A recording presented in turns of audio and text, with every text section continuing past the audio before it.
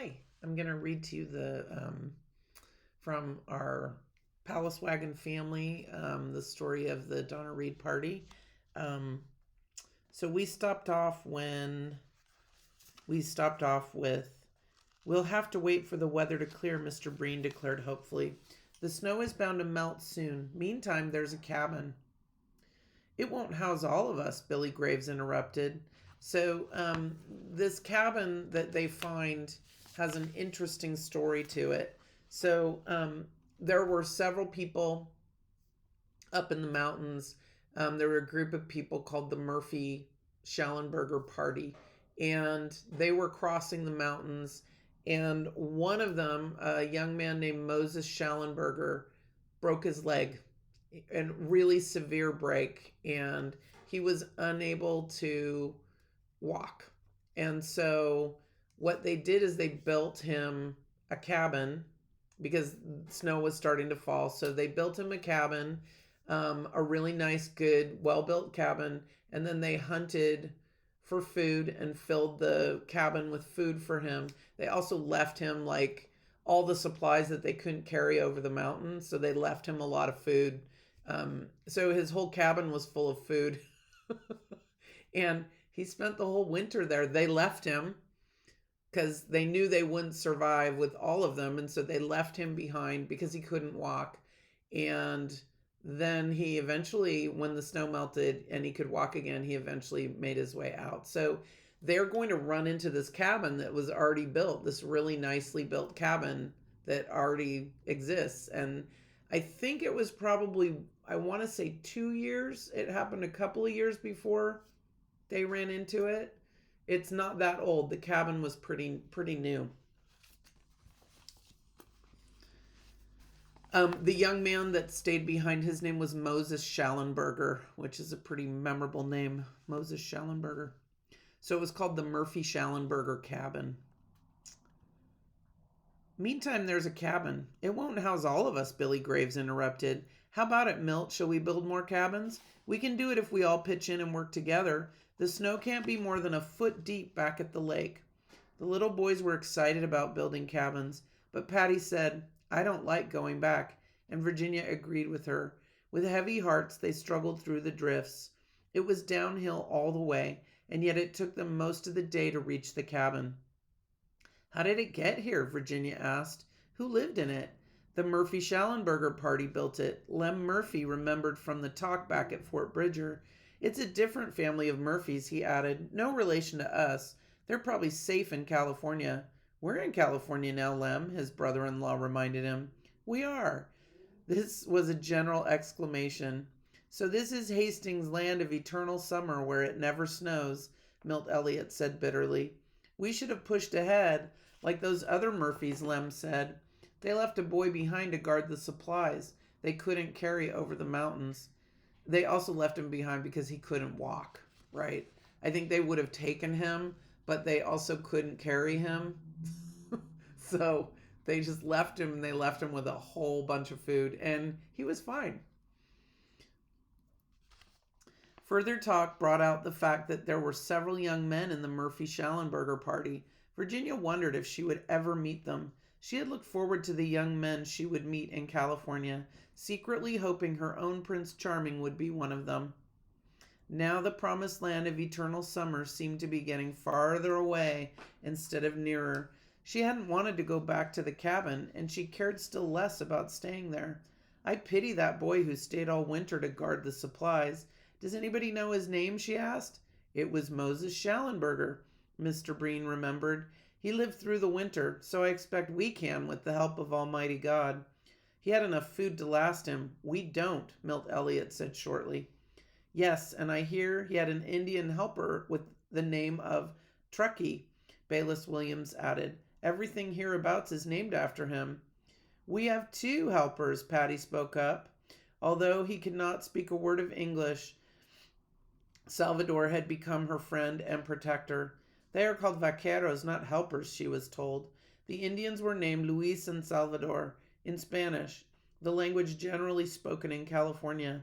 There were ranchos and there were vaqueros or bocaros. who would round up cattle. Mr. Stanton had explained it all to Virginia while they were riding along in the rain. It had sounded exciting. "We'll be there pretty soon, won't we?" she had asked. It still seemed possible to get across when the snow melted. "It's going to be hard to wait, though," she told Patty. "Pa promised that I could have a pony again. Mr. Stanton says that those California ponies are the fastest horses he ever saw.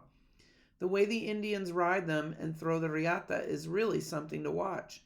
When we get there—" She stopped as a crash sounded behind her. Patty clutched her skirt, and the little boys turned to see what was happening, not realizing, as many of the people did, that this might be the end of their journey. Already the men were felling trees to build more cabins.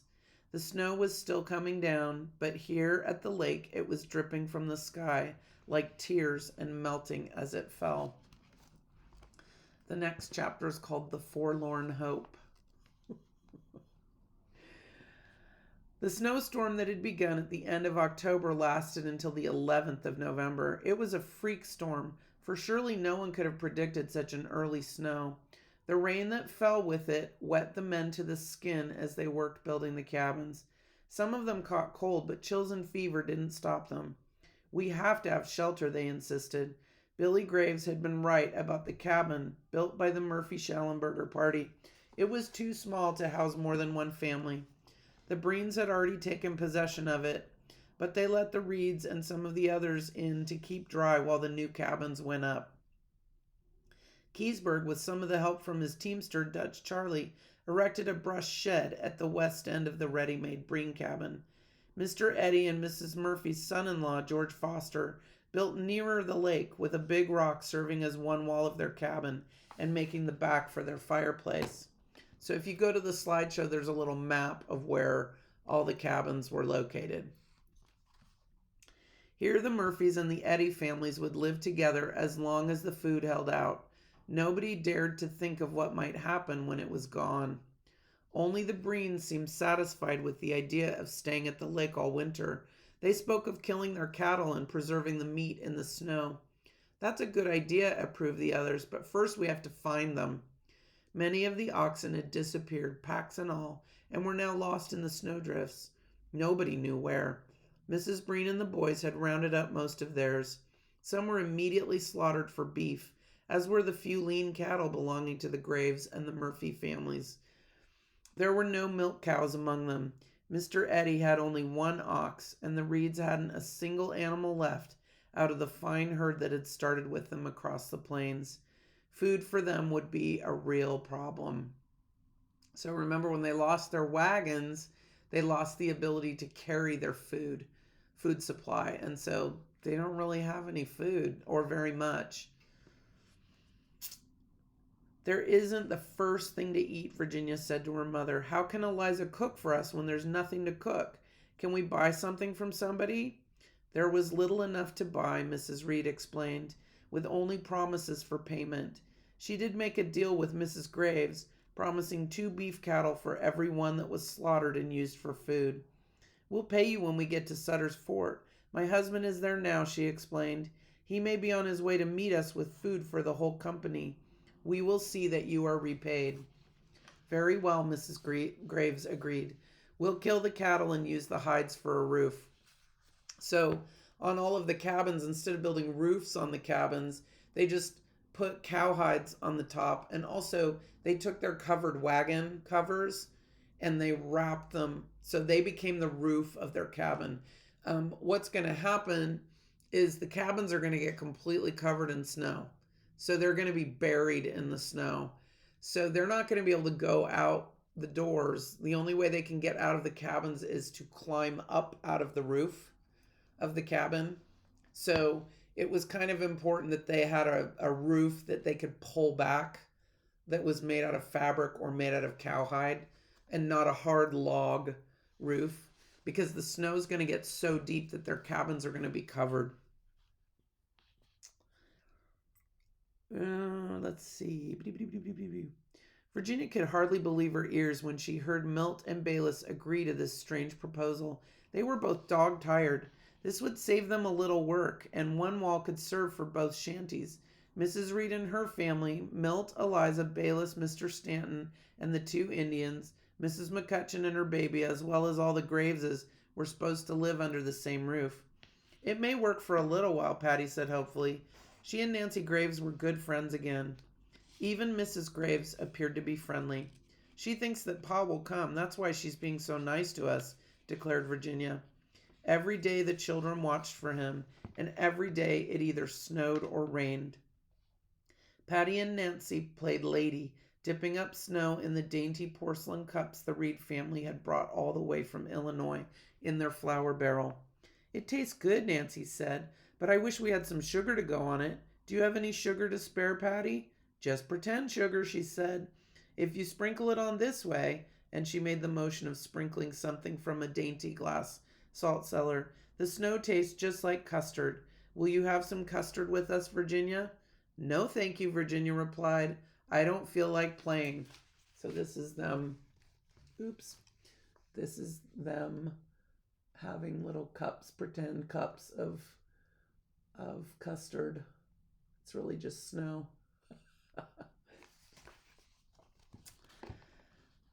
She had seen, oh, Patty. Oh, wait. I don't feel like playing. Oh, Patty, can it be Papa? She had seen a man approaching the cabin, tottering as he waded through the wet snow.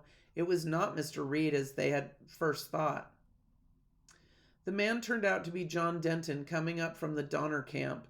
The Donners had not built cabins, he explained, only brush sheds with wagon tops for covers.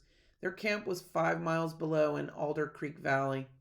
Can we go and visit them? Asked Patty as soon as she heard where they were. I'm afraid we wouldn't be very welcome, John Denton told her, unless we brought something to eat. So the Donners are in really bad shape. The something happened when they were repairing the axle, and one of the Donner men hurt his arm, and his arm is like all infected and swollen, and it's going to cause him to die. So without an arm, there's only like 2 men, and without an arm, they can't really build a cabin. So they don't really have a very good place to live, and it's winter time, and they also don't have a lot of food. Is it that bad? Asked Virginia. Patty just fixed those big brown eyes of hers on him and said, Why, Uncle John, Mary invited me to a doll's tea party. Don't you know that dolls eat pretend food? They don't get hungry. This little doll does, I bet. He patted her head, but when he turned to go away, Virginia noticed tears in his eyes. Tears were nothing new to Virginia. The little children were beginning to cry from hunger, but when men cried, it seemed somehow different. She tried to control her own feelings, mostly because of Mary Graves. She still doesn't like me, Virginia told herself. She was glad of the wall that separated the 2 families. The older Graves girls continued to regard her coldly, and when, on the first clear day, a party was organized to try and cross the mountains, she found herself left out. They said they wouldn't take me. I'm sure Papa must be just on the other side of the pass. I could meet him. They'll meet him, Virginia dearest, if he's there, her mother told her. So it's going to turn out that the reason why we have this book to read is because she didn't go with the people that were going to try to hike out. So what ends up happening is a lot of the people in the wagon train that are like teenagers, like 16 to 25. The youngest people they're going to make snowshoes, and they're going to try to hike out, and they're going to try to go over the pass that's all snowed in, and terrible things are going to happen. So we're lucky that Virginia didn't go with them, because that's probably one of the reasons why she survived, is that she didn't go try to hike out with the young people that tried to hike out and get help. All right. Thank you for joining me. We'll find out more about what happens to those young people next time we read. Thanks for joining me on this with this cheerful bedtime story. You're going to have nightmares.